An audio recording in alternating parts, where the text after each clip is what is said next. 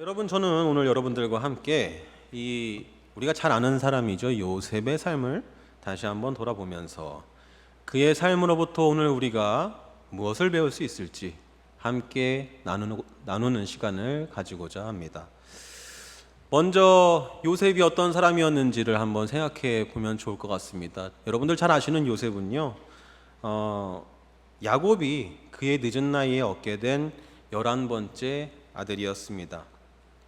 원래 부모들이 자식을 키울 때 첫째보다 막내에게 더 많은 사랑을 주고 막내에게는 더 관대해지는 법이기는 합니다만, 요셉에 대한 야곱의 사랑은 지나치게 다른 형제들에게 미움을 삼을 정도로 매우 특별했습니다. 그도 그럴 것이요, 야곱에게는 두 아내가 있었죠. 먼저 그 두 아내는 외삼촌 라반의 두 딸이었는데요, 먼저 아내로 맞이한 것이 레아였고요, 그 다음에 아내로 맞이한 것이 라헬이었습니다. 그런데 이 두 여인 중에 정말 야곱이 처음부터 결혼하고 싶었고 마음속에 흠모했던 여인이 누구였습니까? 라헬이었습니다. 그런데 이 야곱보다 한술 더 뜨는 이 교활한 외삼촌의 술수로 인해서 야곱이 소위 사기 결혼을 당하지 않습니까? 그래서 침실에 결혼해가지고 나는 라헬인 줄 알고 들어갔는데 그 다음날 아침에 보니까, 눈을 떠보니까 레아였던 거예요. 그러면서 외삼촌이 하는 말이, 라헬하고 결혼하게 해줄 테니까 자네 내 밑에서 7년만 더 일하게.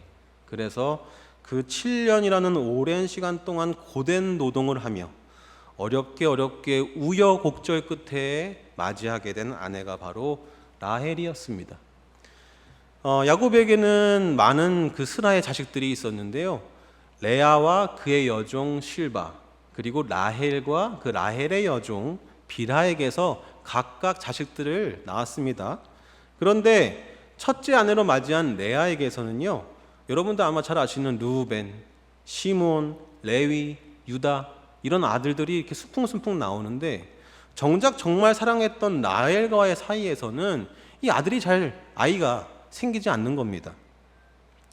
그러다가 정말 오랜 기다림 끝에 사랑하는 여인 라헬 사이에서 얻게 된 늦둥이 아들이 바로 요셉이었던 것입니다.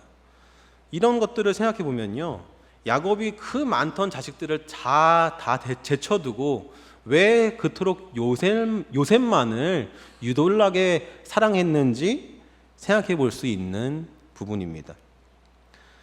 그런데 이 요셉을 향한 아버지 야곱의 사랑이 안타깝게도 그 어린 요셉과 그의 가족들에게 큰 재앙이 되어서 다가오고 말았습니다.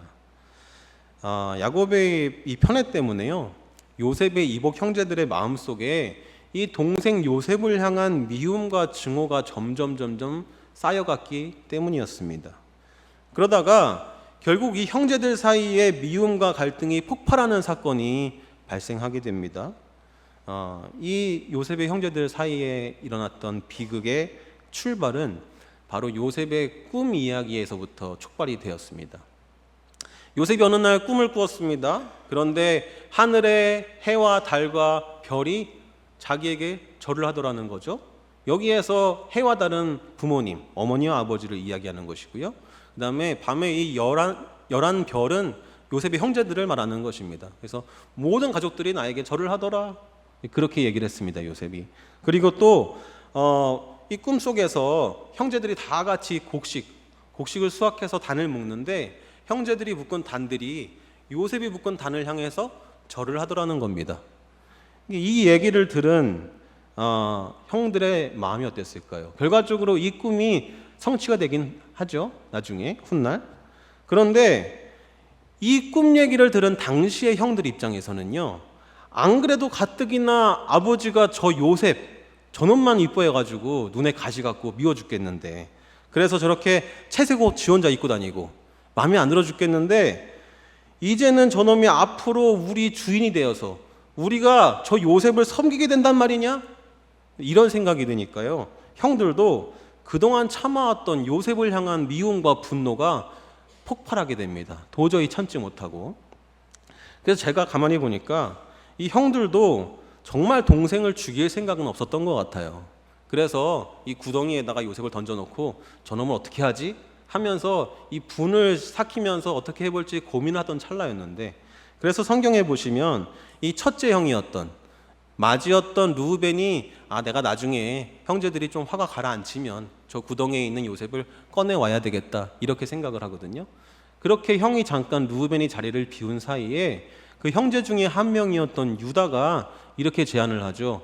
얘들아, 우리가 그래도 아무리 그래도 우리 형제지 않냐, 우리 형제를 어떻게 죽일 수 있겠냐, 우리 손에 피를 묻히지 말고 차라리 저기 지나가는 저 상인에게 팔아버리자 라고 제안을 해서 분위기에 휩쓸린 형제들은 그만 이 요셉을 노예로 팔아버리는, 그래서 형제들 사이에는 도저히 일어나서는 안 되는 큰 비극이 이 요셉의 가족들 사이에 일어나고 만 것이었습니다. 여러분, 우리가 살다 보면요, 많은 상처를 받게 되는데 이런 말이 있습니다. 칼에 베인 상처는 시간이 지나면 아물지만 말에 베인 상처, 사람에게 입은 상처는 시간이 지나도 아물지 않는다, 이런 말입니다. 몸에 난 상처보다 사람에게 받은 마음의 상처가 더 견디기 힘들고 오래 간다는 그런 말이죠. 그런데 이 사람에게 받은 상처 중에서도 가까운 사람에게 받은 상처, 가족들에게 받은 상처는 더 깊고 오래 남는 법입니다. 여러분, 오늘 처음 본 사람이에요. 잘 모르는 사람이 저한테 좀 나쁘고 못되게 굴어도 내가 좀 기분 나쁘지만 에이 똥 밟았다 이렇게 생각하고 그냥 훌훌 털어버릴 수 있습니다. 그런데 내가 정말 아끼는 나와 가장 가까운 친구가, 내가 정말 사랑하는 내 형제 그리고 내 부모님이 나에게 준 상처는요, 정말 오랫동안 내 가슴속 깊이 남아서 마음의 병을 만들게 되는 것입니다.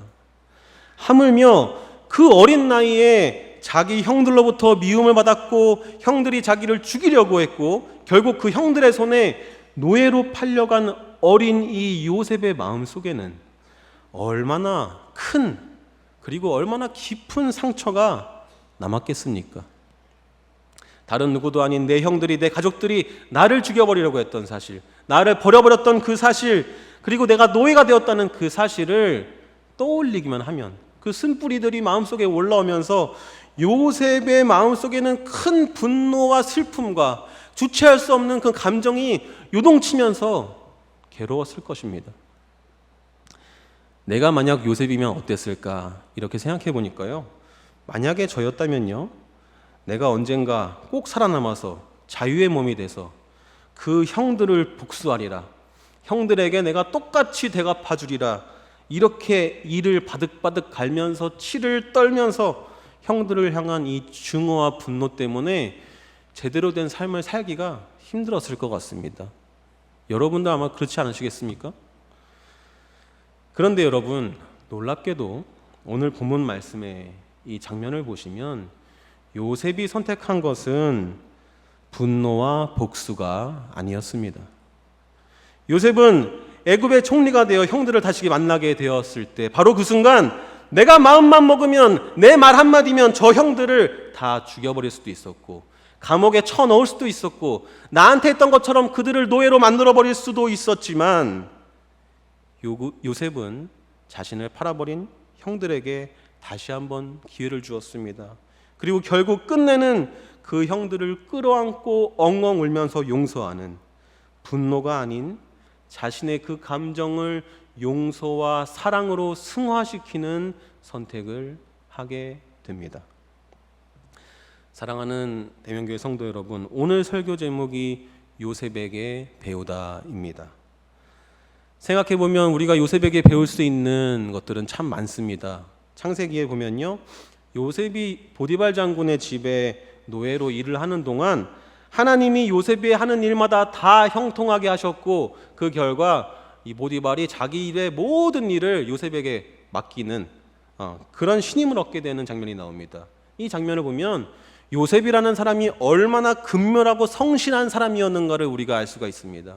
또 요셉은 정말 정직한 사람이었습니다. 여러분 다 아시는 것처럼 보디발의 아내가 요셉을 탐하지 않습니까?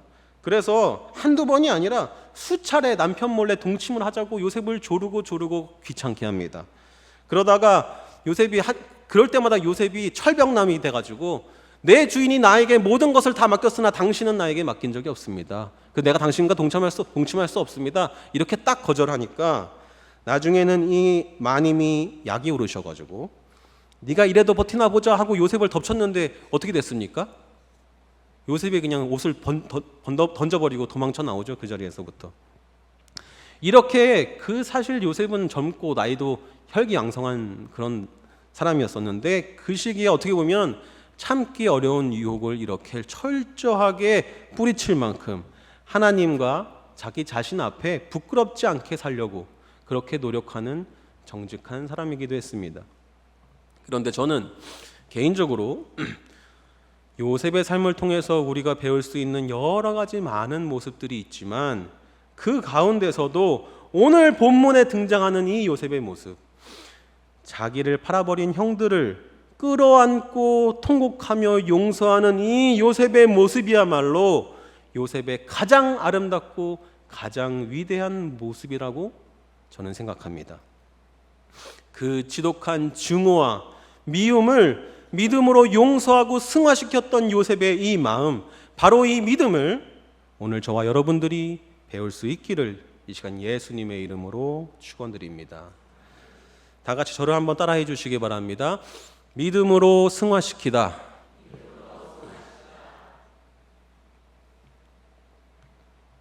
감사합니다. 이것이 바로 오늘 제가 여러분들과 함께 요셉에게 꼭 배우고 싶은 삶의 자세, 삶의 지혜인데요. 승화하다라는 말이 여러분 무슨 뜻인가요? 제가 국어사전을 찾아보니까 더 높은 상태라 수준으로 나아가다, 발전하다 이런 뜻을 가지고 있습니다.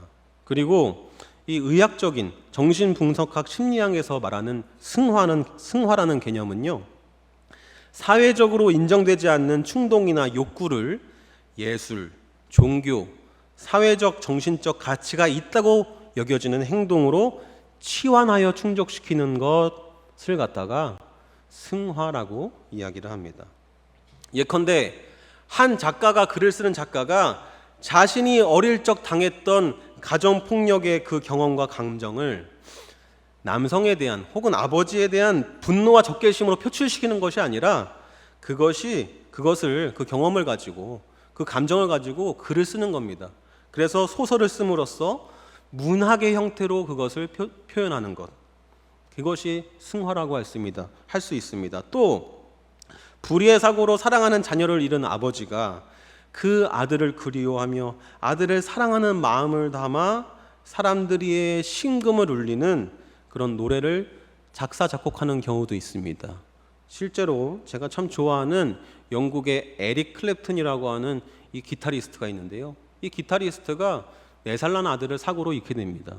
그래서 이 아들을 그리워하면서 Tears in Heaven이라고 하는 Would you know my name if I saw you in heaven, 이런 노래를 만들어서 부르기도 하는데요. 이것도 역시 슬픔을 예술로 승화시키는 행위라고 할 수 있습니다. 요셉의 경우에는 형들을 향한 이 분노와 증오를 복수의 방식으로 얼마든지 쏟아낼 수도 있었지만 그 감정을 하나님을 향한 믿음으로 승화시키게 됩니다. 바로 그 장면이 오늘 우리가 함께 읽으신 본문 5절 말씀에 나옵니다. 형제들이여 당신들이 나를 이곳에 팔았다고 해서 근심하지 마소서, 한탄하지 마소서. 하나님이 생명을 구원하시려고 나를 당신들보다 먼저 이곳에 보내셨나이다. 또 7절 8절 말씀에 요셉이 이렇게 이야기합니다. 하나님이 큰 구원으로 당신들의 생명을 보존하고 당신들의 후손을 이 땅에 남기시려고 나를 당신보다 먼저 보내셨습니다. 그러므로 나를 여기에 보내신 이는 당신들이 아니라 바로 하나님이십니다. 이렇게 고백을 하게 됩니다. 그런데 여러분, 요셉의 이 말을 다시 한번 잘 생각해 보시기 바랍니다.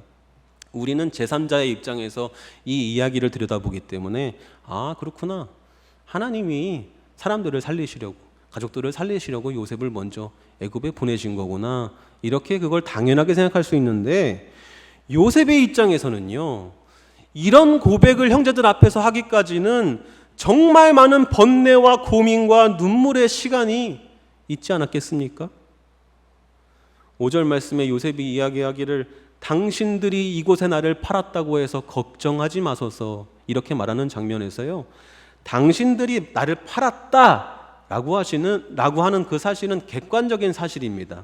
그런데 이어지는 하나님이 생명을 구원하시려고 당신들보다 나를 먼저 이 애굽에 보내신 것입니다 라고 하는 이 요셉의 고백은요, 객관적인 사실이 아니라 자기의 삶 속에 일어난 비극을 어떻게 바라볼 것인가 하는 요셉의 주관적인 견해와 해석이 담겨져 있는 부분입니다.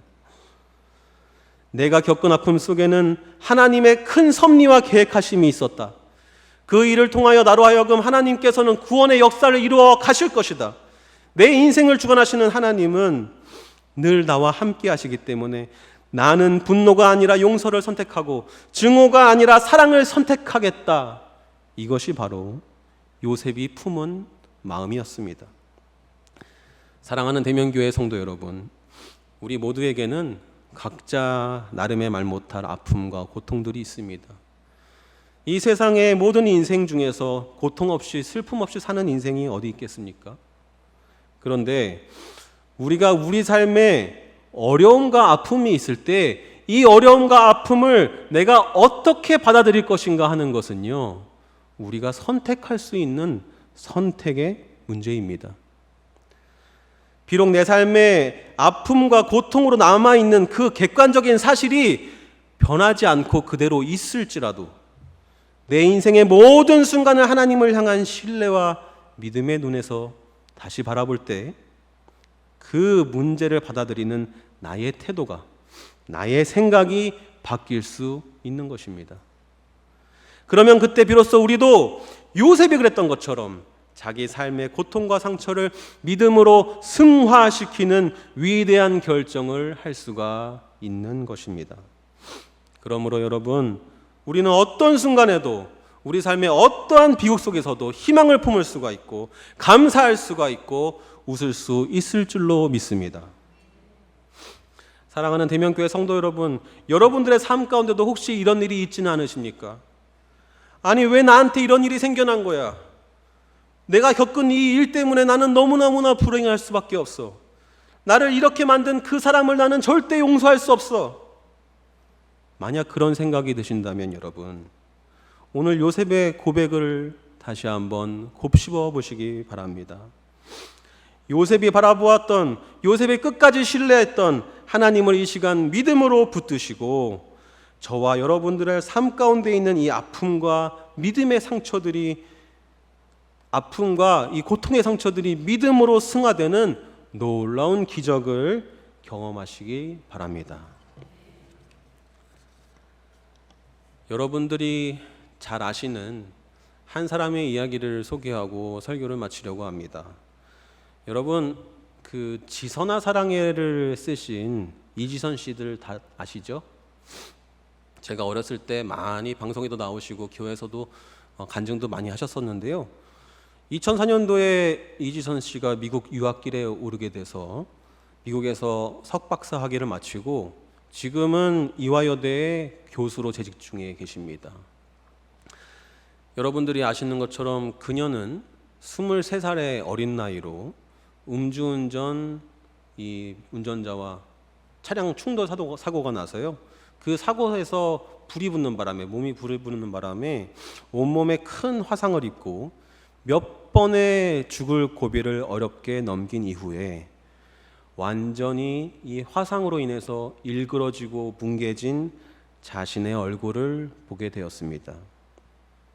바로 그 순간 이지선 씨는 그 모습 때문에 절망하기보다는 나를 바라보며 나를 응원해주는 그 가족들을 위해서, 또 자신과 같이 이렇게 고통받는 사람들에게 위로와 희망을 주기 위해서 포기하지 않고 도전하는 삶을 살기로 선택합니다.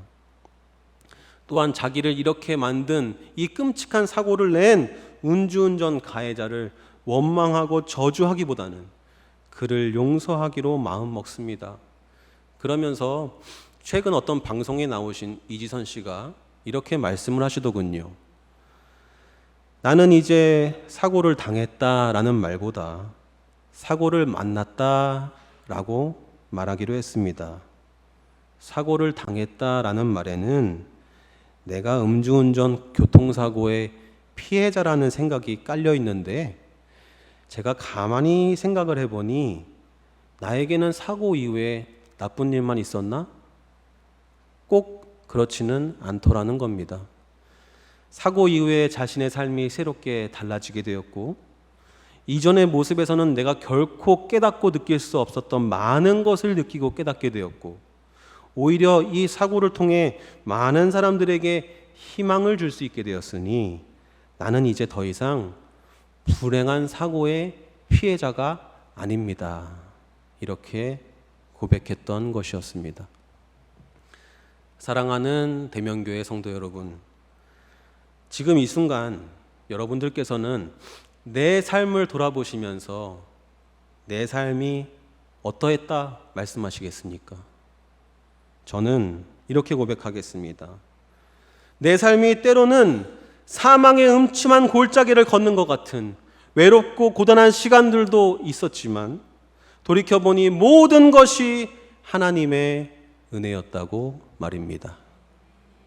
그렇기에 우리의 삶에 늘 선한 목자가 되어주시는 하나님을 이 시간 믿음으로 바라보시고, 또 우리의 남은 인생을 감사와 희망과 사랑으로 가득 채우며 살아가시는 저와 여러분들이 되시기를 이 시간 예수님의 이름으로 간절히 축원드립니다.